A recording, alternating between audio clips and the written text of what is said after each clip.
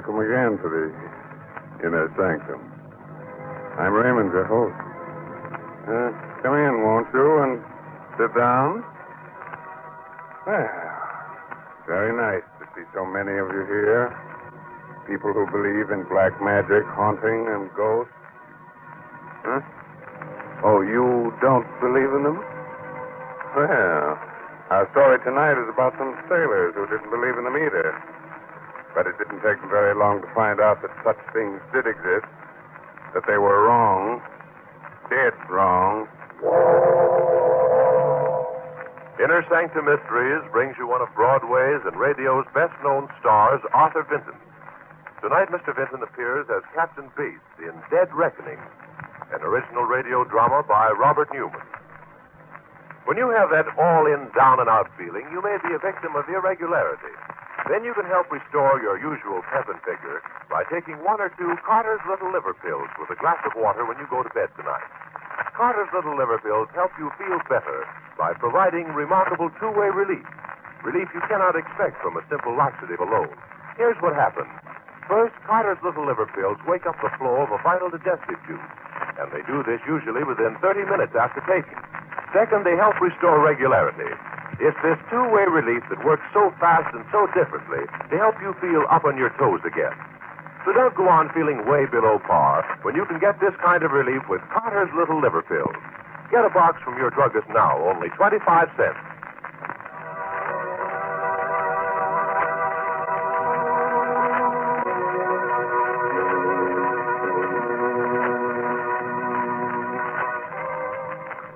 And now I think we're ready. Ready to begin as weird and eerie a tale as ever made a sailor wish he'd never seen salt water. A story of something that came out of the fog to drag men to death in watery graves. So, if your nerves are good and you're not afraid of nightmares, then turn down the lights and listen to Dead Reckoning. The great banks which lie off our eastern seaboard are perilous waters, shrouded throughout most of the year by heavy fog. Slipping through the thick gray pall, this fog-horn wailing like a lost soul, is a small tramp steamer. It is late afternoon. There are two men on the bridge. Suddenly, the door of the wheelhouse opens. Afternoon, Mr. Ross. Good afternoon, Captain.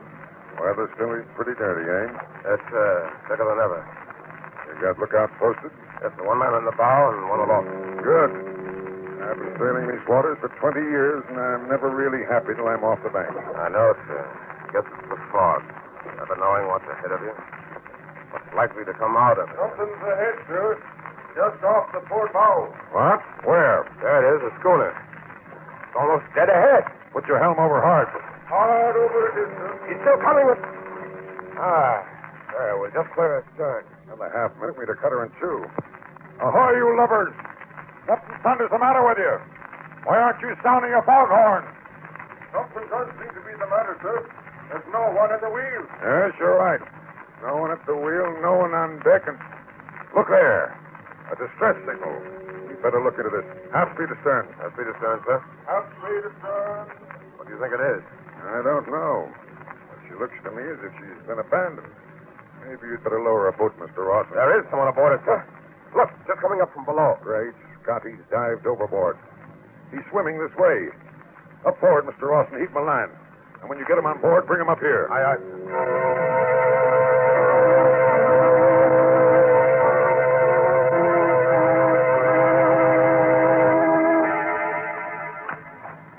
There he is, Captain.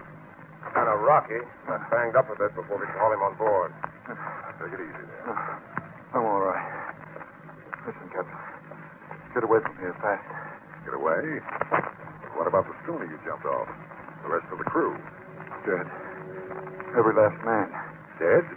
I'm the only one left alive. Dead of what? That thing got them. One after another. That gray thing from the sea. If I hadn't locked myself in the galley, it What would are have... you talking about? Oh, I'm sure you'd better lower a boat. Take a look-see, Mr. Ross. Aye, aye, sir. No. No, you fools.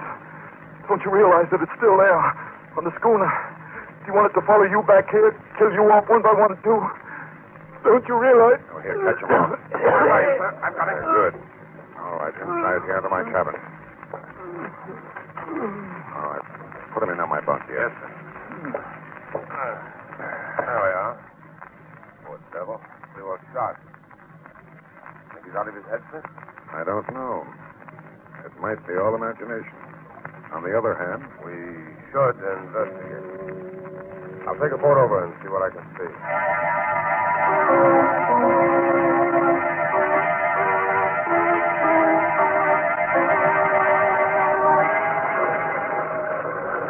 Get boys, man. Let her run. Around the stern. There's her name, sir. The Sea Spray. Uh-huh. Grab that line. Make it fast, Johnson. Aye, aye, sir. That's the ticket. Now hold it steady, man, while Garson and I climb on board. Huh? You want me to come with you, sir? Two of us will be able to search her that much more quickly. What are you afraid of? I don't know, sir. I mean, nothing, sir. Come on.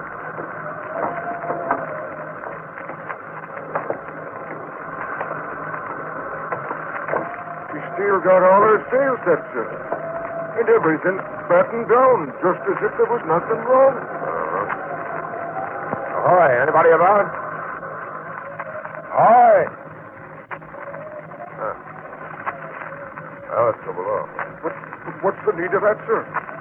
If there was anybody down there, wouldn't they answer? Suppose they're sick. Suppose it's the plague or something. Well, okay, sir.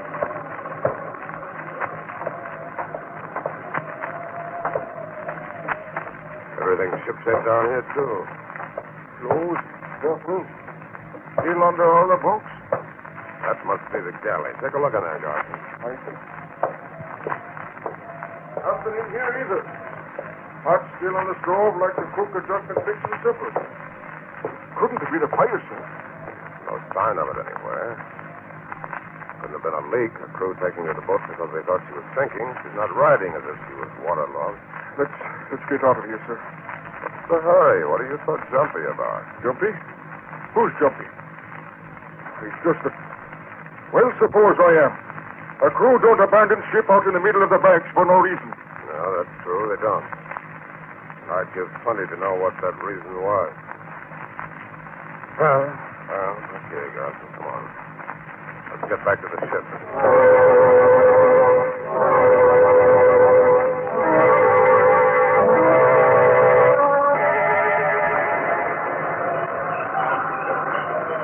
Make sure the boat's in place and everything's stowed properly before we get underway, man. Right, sir, we will. Oh, there you are, Mr. Ross. Well, what'd you find out? Nothing, sir. Nothing? Now, what do you mean? Just that, sir. We didn't find out a blessed thing. We looked her over from stem to stern. Everything was shipshape. There didn't seem to be a single reason why they should have abandoned her. But there wasn't a soul on board. Strange. Mighty strange. Well, let's go inside and see if our friends come through yet. Yes, sir. Hey, he's trying to sit up. Oh, here, now let me help you. Yeah. Are you sure you're all right now? Yes, sir. Sorry I keeled over. I guess I was in worse shape than I thought I was. I'm sorry I spoke to you like that. Oh, now, forget it. What's your name? Banning, sir. Joe Banning. Banning, eh?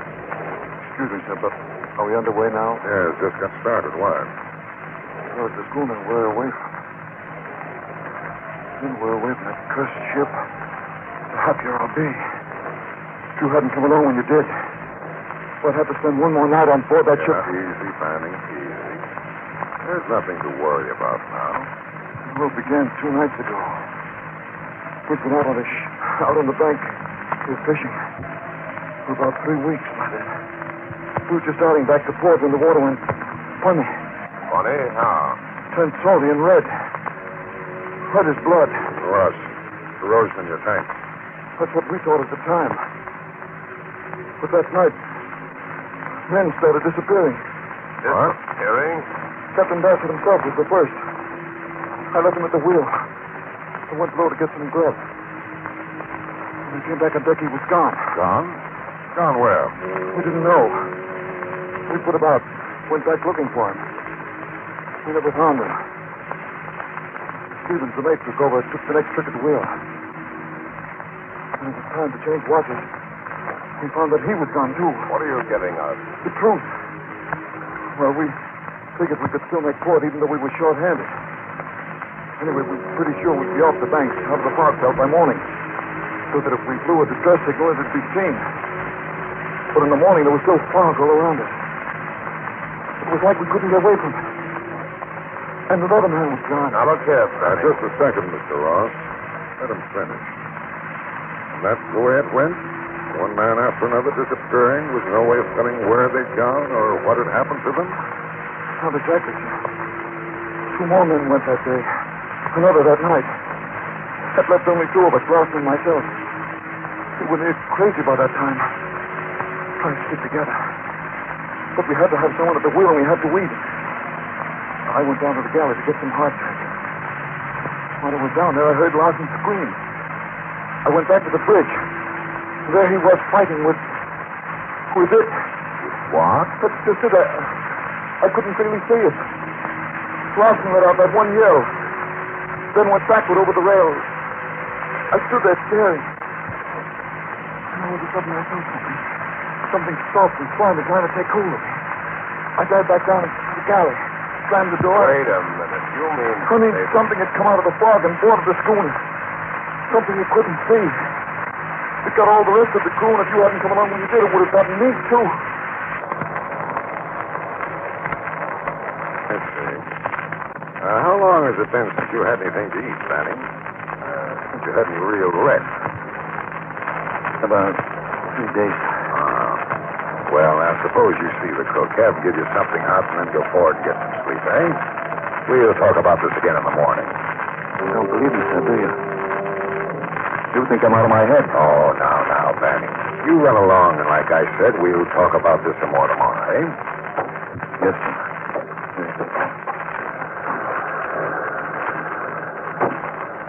You don't believe him, do you, sir? You mean you do? Well, I don't know. But I won't be sorry when we get off the banks out of this fog tomorrow.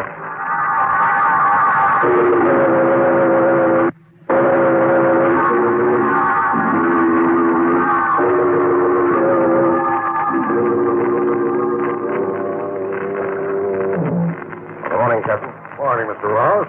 Well, good morning, Banning. So, you feel well enough today to stand a trick at the wheel, eh? Yes, sir. I'm no deadhead. I don't mind working my passage. Good. Fine. Had breakfast yet, Mr. Ross? No, sir. The fog's still so thick, I thought I'd better stay on the bridge till you came topside. Funny thing, I thought we'd be clear of the banks by now. Me too. Well, I asked the cook to bring some coffee up here to us. And later on, if the weather starts clearing... Oh, set it down here, cook. Aye, aye, sir. Anything the matter? What are you waiting for? Just for you to try the coffee, sir. Try it? What's wrong with it? What is wrong with it? It tastes terrible. What did you put in it? I didn't put anything in it, sir. It's the water. It's gone funny. Funny? Turned kind of red and queer looking. Captain, that's what happened on the sea spray just Now, before. quiet, Banning. It's probably just rust, cook. Is it, sir? Does rust taste salty? I say it's rust. And I don't want you to mention this to the crew. Very well, sir. So how are you going to keep him from finding it out for himself, sir? Oh, I almost forgot, sir.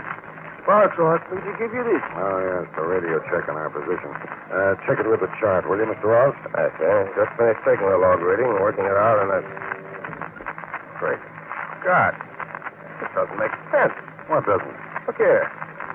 Here's where I figured we should be, clear of the bank. Well? And here's our radio position, still in the middle of the bank. Right where we were yesterday. What? But that's impossible. We've done a good 200 miles since yesterday. Of course, that's just by dead reckoning. Dead reckoning. That's just what it is. Banning. You fools, I warned you, but you didn't believe me. The water turning to blood, the ship sailing around and round in the fog, unable to get away.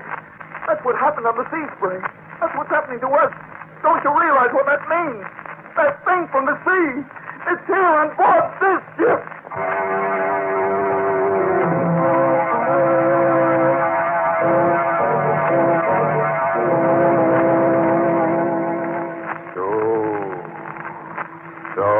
thing from the sea. The thing that can't be seen that came out of the fog and dragged an entire crew to its doom has taken possession of another ship. Will the same thing that happened to the Sea Spray happen again? In just a moment, we'll find out. Meanwhile... Don't sit back and envy the life of the party all that pep and ginger. You may suffer a headachy, sluggish feeling due to irregularity, but thousands of others do too. And many of them shake it off by taking Carter's Little Liver Pills.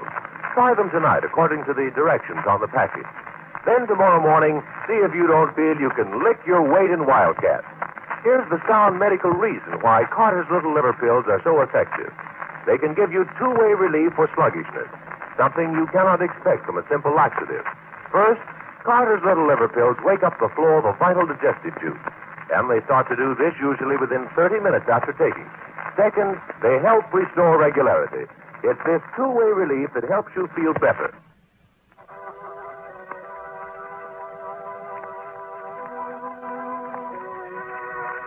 Well, how are you feeling now? Have you had a chance to catch your breath? Wipe the cold perspiration off your brows? Oh? Oh, what you've heard so far hasn't bothered you, huh? Wait. Just a moment later now, and the three men are still on the bridge. Standing at the wheel, Ross and Captain Bates staring at him incredulously. I tell you, you're mad, Banning, out of your head. So you still don't believe me, eh? Did the water turn into blood or not? Of course it didn't. That's nonsense. It's just rust, corrosion in the tank. And the fact that we're still in the same place you were yesterday after sailing for 24 hours? Our figuring was just off, that's all. Dead reckoning's never completely accurate. All right, Captain. That's the way you want it, fine. But I wonder what you're going to say when the men start disappearing. Enough, Banning. Who else is on watch, Mr. Ross? Who's the lookout? Ready, sir. I'll go get him. Tell him to come up here and take Banning's place at the wheel. Aye, sir. Ready, ahoy there. Hey. Now, as for you, Banning, you'd better get back to your bunk and lie down. Yes, you're sick. Mr. Ross should never let you stand a watch. Oh, I'm sick, am I? It's all my imagination. Okay, Captain. Let's say you're right about the water. Our position. What about the sea spray? What happened to my shipmates, the rest of the crew? I don't know, and I can't worry about that right now. That's something for the Coast Guard to look into. But I'm not going to have you scaring the wits out of my crew. So if you say one more word about this to anyone... All right, Captain. I won't. I've got a hunch I won't have to. What do you mean? Nothing except that... Captain Smitty's not there. He's gone. Gone? Gone where? I don't know. He reported here at 8 bells, went up to the bow to relieve Blake. That's the last anyone saw of him. You dumped McGelly, the forecastle? No, sir. He must have dropped off to sleep or something. Fallen overboard. Fallen overboard. That's what we thought on the sea spray when Captain Bassett disappeared. But he didn't fall. He was dragged overboard by that thing. Will you shut up, Banning? I won't shut up. What can I say to make you believe me? I said it was here on board this ship. It was going to get the rest of us, one by one, unless... There's only one thing to do. Take to the boat. Set fire to the ship and abandon it. What? No, I know you're mad. Get up forward and stay there. All right, Captain. I'll go. But remember, I warned you. Anything that happens from now on is on your conscience.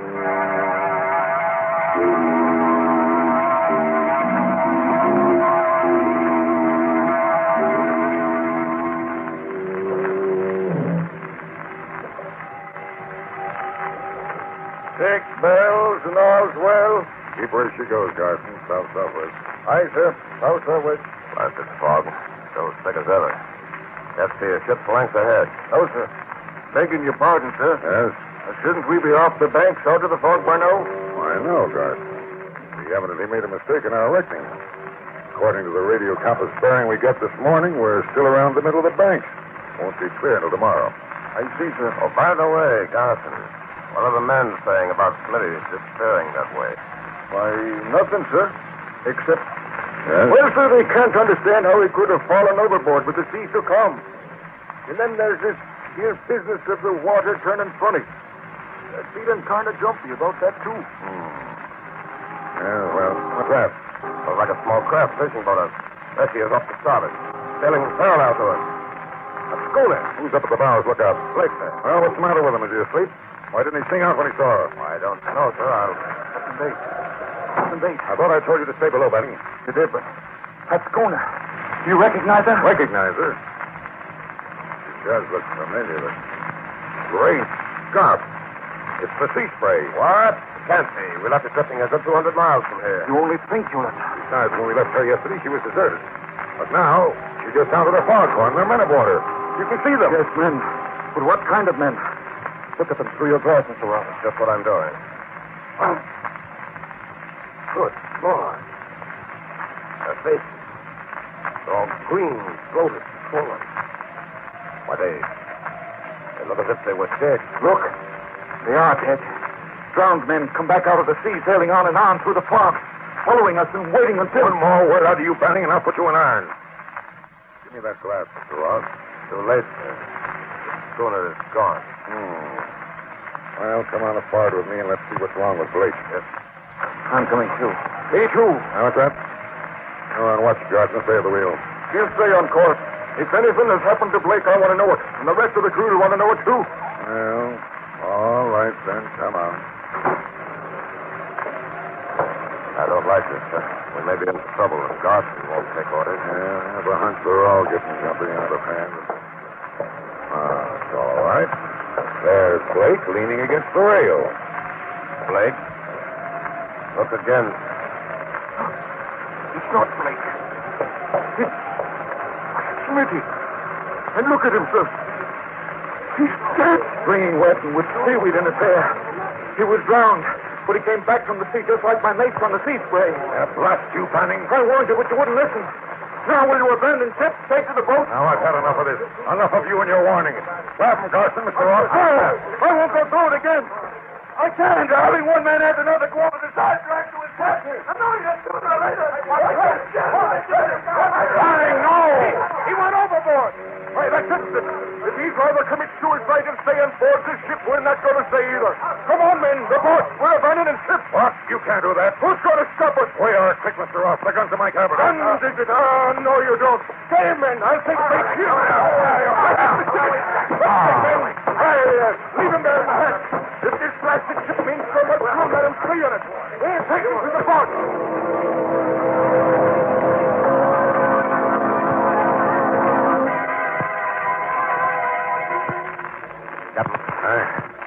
Captain Bates. Oh, yeah. Why, what happened? Don't you remember? The man, after Banning jumped overboard, they went crazy. Yes. I remember now. They swarmed all over us. Did they really go? Abandon ship? Every last man. We're all alone, just the two of us. Oh, help me up, will you, Mr. Ross? I'm still a little shaky. Of course. There you are.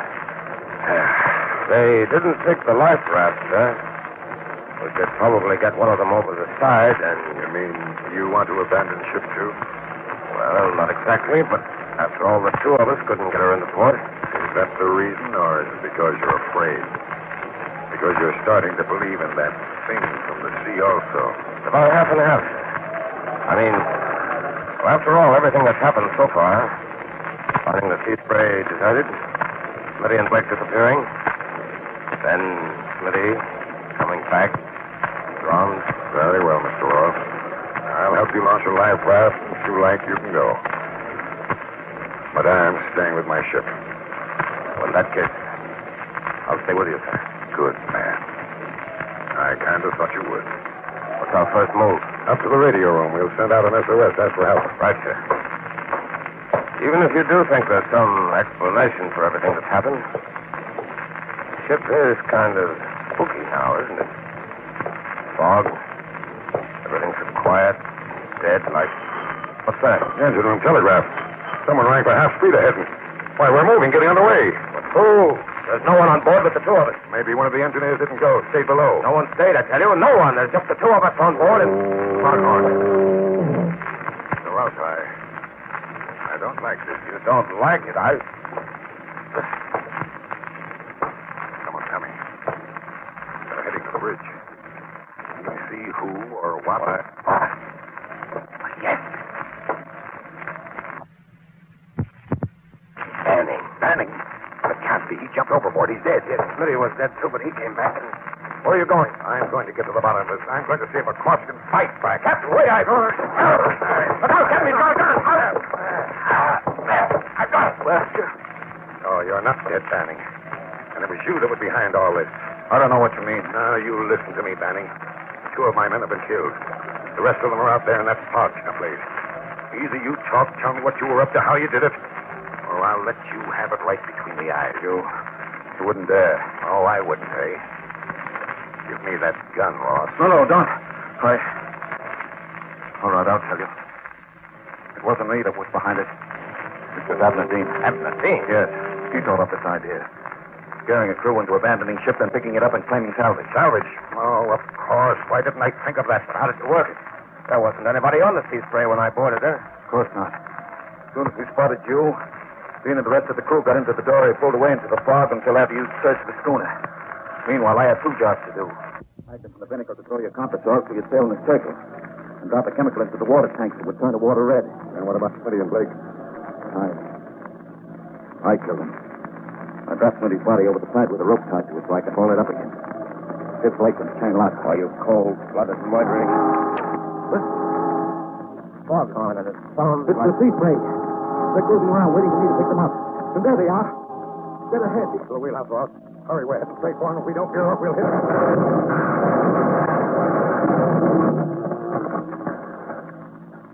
Please, run them down. Do you think? Yes. I'm afraid so, Ben. The propellers must have gotten those that didn't go down with the schooner. But maybe it's better that way. They say that drowning's easier than hanging, as you'll probably find out for yourself.